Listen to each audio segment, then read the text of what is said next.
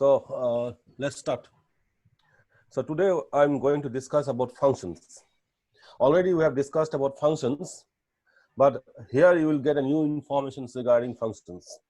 Earlier, when you have defined a functions and evaluated the values individually, probably didn't encounter any kind of problem.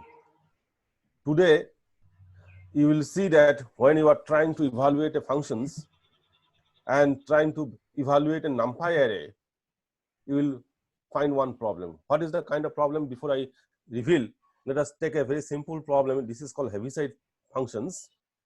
The characteristics of Heaviside function is that if s greater than 1, then it will take a value 1, otherwise it is 0. Very simple functions, step. It is almost like a step functions. So I have defined this one, and beforehand I have to import my NumPy array because I am starting the notebook fresh today, otherwise I will not get any value today.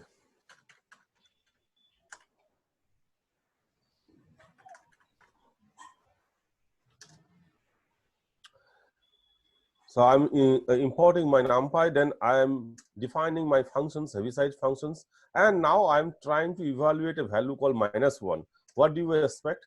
Definitely it is 0 as per the definition of these Heaviside functions. And next I want to calculate the value of 1.5, and you will find the value 1 as defined by these functions. But till now there is no problem. But suppose you have defined an array called x by linspace functions from -5 to 5, and if you want to calculate all the elements of this array through these Heaviside functions, you will find a real problem.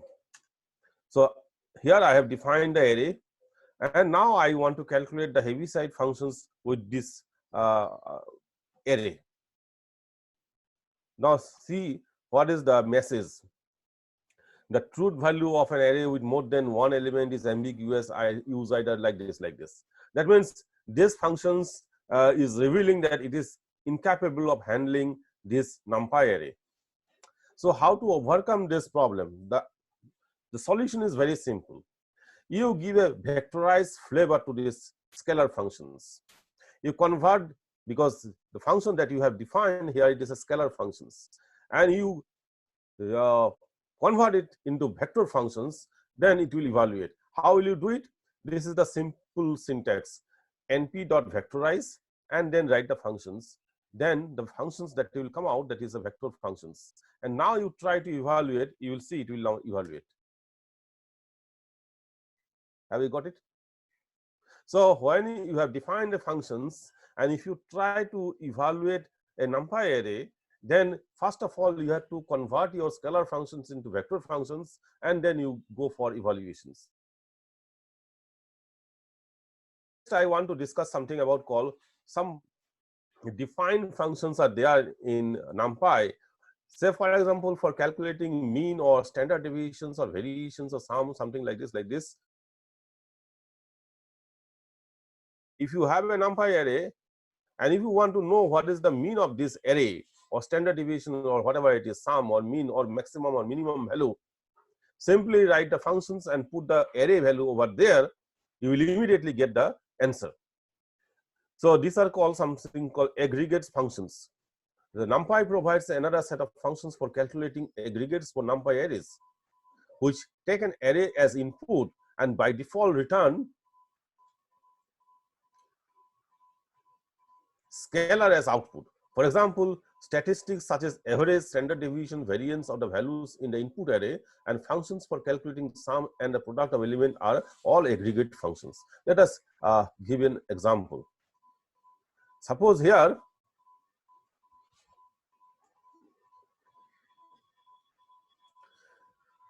I have defined an array. This is a random array because I have generated some random numbers.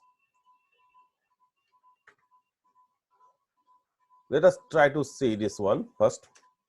What does it look like? You see, I have created 50 elements in one-dimensional array. These are all random numbers. Because why random numbers? If you look very carefully, even In the next time, if I try to create this array, random array, numbers will be entirely different.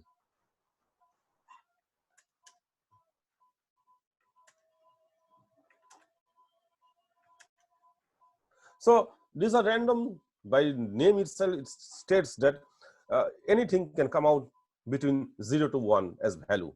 So this is the type of array I have created, and I want to calculate mean, standard deviation, and variance of this series of data. So I have defined np.mean within bracket a, that means the array, standard deviation np.std within bracket a, and np.var, that is variance within bracket a, and let us try to evaluate it.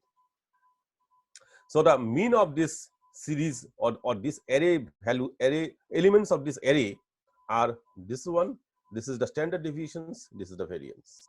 So in normal sense, earlier also we have seen that for calculating average, what we have done, we have calculated sum of all the elements and we have divided it by the number of elements as it is the definitions. Or for standard deviation also we have taken, consider every individual elements and taken the difference from the mean and so on, so on.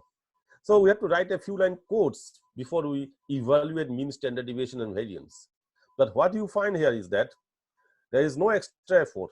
Define your array, call your functions from NumPy library and put the array value over there, and immediately you will get the results. So it's so simple in case of NumPy. Excuse me, sir. Yes, who is there? Sir, Raja. Okay, Raja, hello, how are you?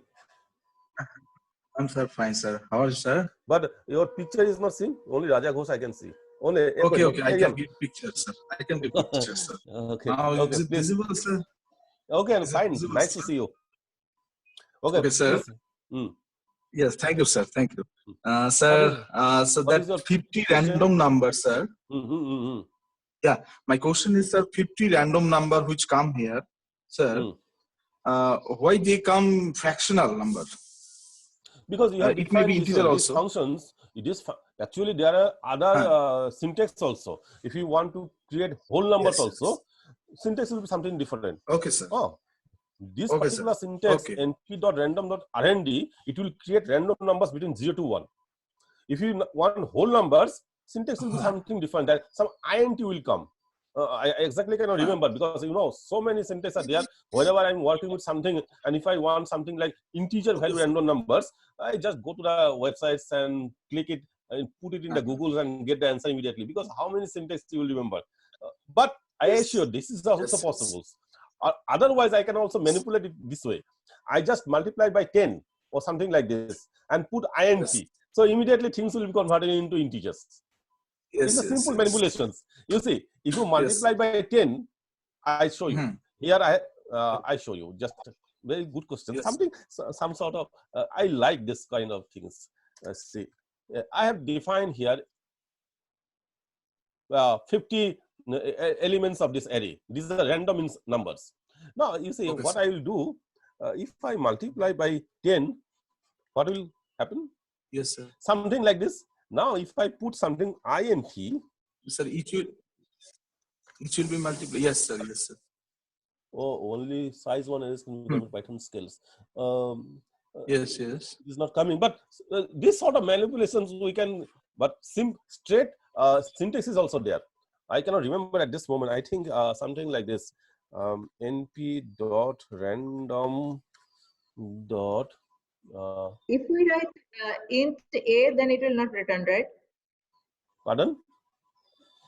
If I just add integer in front of a, you no, write it is not coming. Bracket. No, it is not coming. It is only size one arrays can be converted to Python scalars. So that is not. It is not coming that way. So you multiply with 10, right? Multiplication is possible. Scalar array multiplication is allowed. I have discussed in last class also. When you are doing this one, that is when you are doing this one, a multiplied by 10, a is a vector or scalar. 10 is, sorry, a is a vector, NumPy array. And 10 is a scalar. So scalar, vector scalar multiplication is allowed. That is why it is giving the result. That is why it is giving the result. But int it is not taking. Probably some other things are necessary here. I can check it. I can try it out this way also. Let us see. The command is np.random.rand. Pardon? No, np.random. np.random. Rand int. Int like this. Int. Yeah.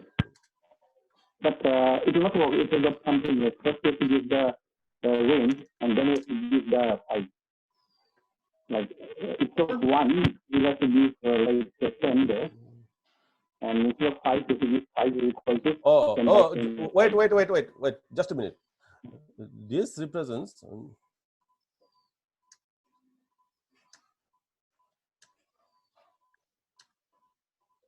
Okay, this particular command represents, it will generate random number between 1 to 5. And these are integer random numbers. If you increase it, suppose you make it 10, you say every time it is giving new numbers, but it is between 1 to 10. So this particular syntax is like this. But if you want to create a series, probably you can go like this.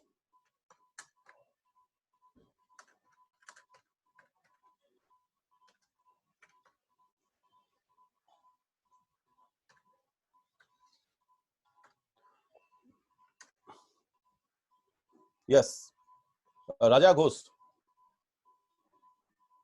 Yes, sir. Yes, can sir. you see it? Can you see it? Say yes, I have sir. created 10 random numbers with this particular command line. Yes. But this is a list. Yes, this is not a NumPy array. I can convert it into NumPy array just by writing np.array. Then it will be a NumPy array. You can check it. Sorry. You see, it is a NumPy array. But if you don't write this one,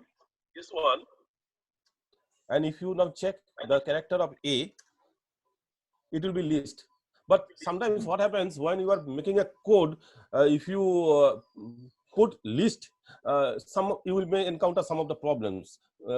You can see it if you are doing some sort of codes, you can encounter this type of problem. So it is advisable that when you generate a list and you are doing some sort of array kind of operations, immediately you convert it into array like this way. Then there will be no problem. Array. Okay, sir. Is it all right? Okay, sir. Feeling happy? Okay, sir. Yes, sir. Yes, sir. If any problem, I will contact later, sir. No problem. You are most welcome. I feel so happy about it. Yes, sir. Yes, sir. Thank you, sir. So, okay. So next thing I want to carry on. Oh, I have to change this one. Otherwise, there will clash with the next round of calculations. So I have shown how to calculate mean, standard deviation, and variance. And next round, I have created an array from 1 to 10 with a step size 1. So 1 to 9, you are getting 10 will not be considered. And I want to show you how you are calculating sum of this array. So I'm putting np.sum, and it is sum means cumulative sum. So done it. So sum will be 45, you can verify, and cumulative sum, it will come out like this. Last value is 45. So you do not have to write any code, just use these functions from NumPy library. Product, and this is cumulative product. Got it? Minimum and maximum value in the array. Just write np.min within bracket the array, np.max within bracket array. So this will give you minimum and maximum values of the elements in this array. Arg min, that means it is the index values of the array, which is minimum and maximums. Yes. Yes. What is in the output 39? What is the D type integer 32? What is that? That is these elements. They are integer 32 bits. 32 bits integer. Actually, I probably during the time of I cannot actually, it should come out integer 64, but I cannot remember during the time of loading of this Python by mistake whether I have gone for 32 bits or not. And I have detected earlier also, but I didn't take the risk of reinstalling and deleting this one, because this coursework was there, so I didn't dare to do this adventure. But you can understand at this moment, this is telling like this is integer value with 32 bits. Okay. So you have got it, minimum value, maximum value, and this is the index position of minimum value, and this is the index position of maximum one. All right. So np dot all a np dot any, just now you have got this message in my function representations. Np dot all, it returns true if all elements in the argument are non-zero, and any means if at least one of the element is non-zero. So if I just write and go check it out, np dot l both are true because all elements are non-zero. So many varieties of things are there. You can try it out and you can verify these functionalities.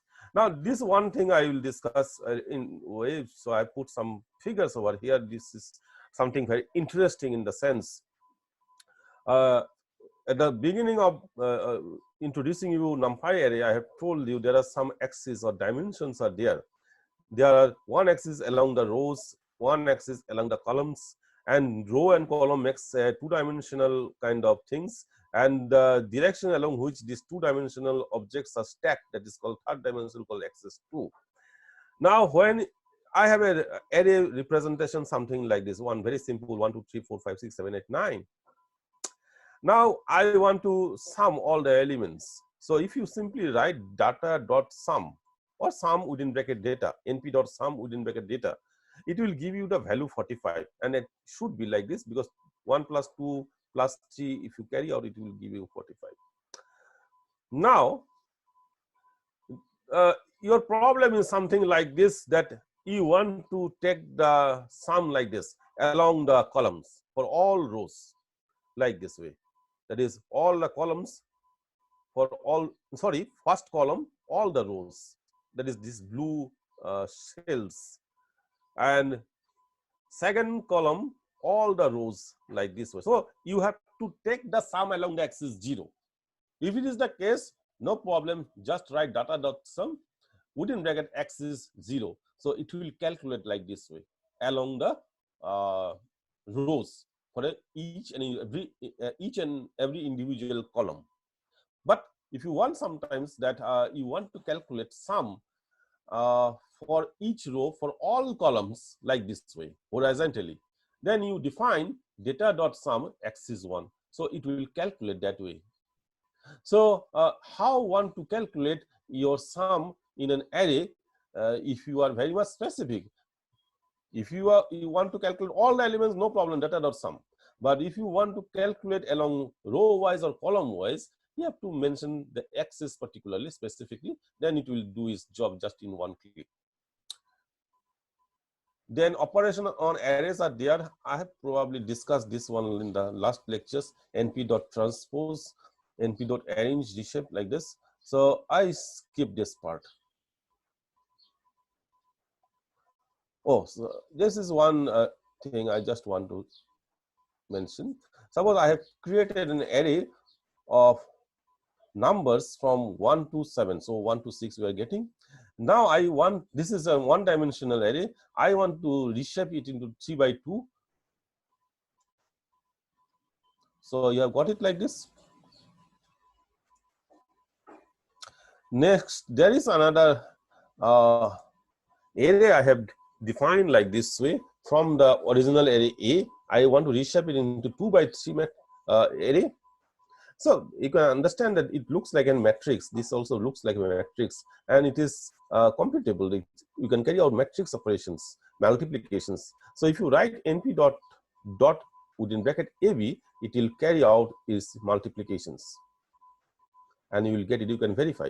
But there is a simple symbol there to carry out this matrix multiplication. A at the rate B, this will do also the same job for you. You will get the same answer. So that's all for your NumPy array. With this note, I conclude this previous day's lecture here, and I want to start today the actual scheduled lecture, data visualizations. graph, this one. So thank you, and allow me to do the today's job. Yes, who is there? Yeah, me, Kamal Zinar. Sir, means suppose we have like three-dimensional array. For two-dimensional, it is the axis starts from 0, 1, something like that.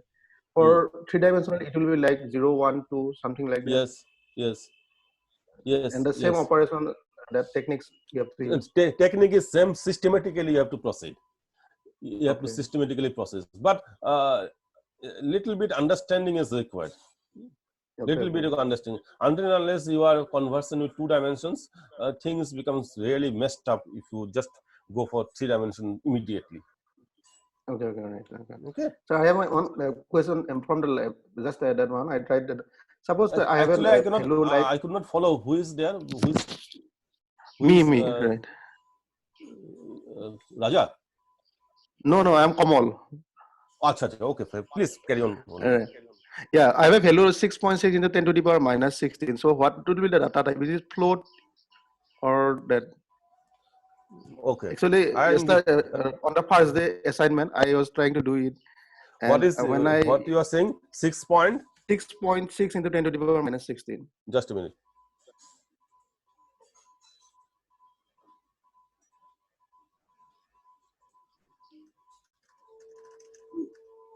6.6 into 10 to the power minus 16.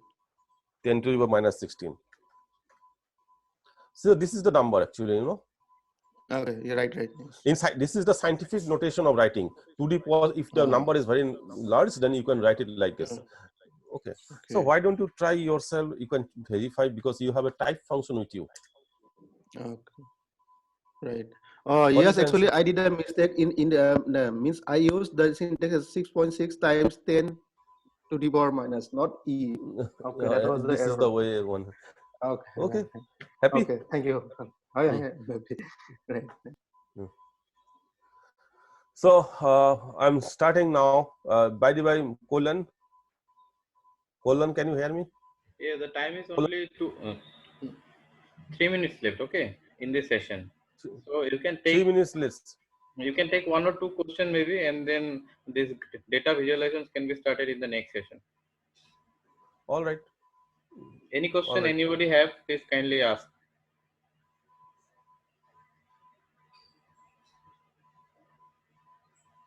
Okay, I'm just asking one thing, not a question. All the participants, I have given some assignments.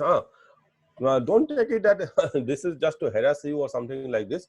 I feel that if you try your hand in this assignment, and if you find very difficulty in cracking these problems, which I know you should be very much in difficult position to crack these ones, you feel free to communicate. I am there to help you through my IPython notebooks, Jupyter notebook. Some people are very much conversant in Python. I know Abhijit Bora, he is very much excellent in Python work. He has submitted assignment. One can very well understand. He is having very good hand in solving problems in Jupyter notebook and very systematically he has submitted. But other people who, for the first time who are taking up Pythons, it will be real difficult tasks. But once it is from my side, if there is a little bit of help, they will find a lot of interest in solving this kind of problems because there is not much logic involved over this one.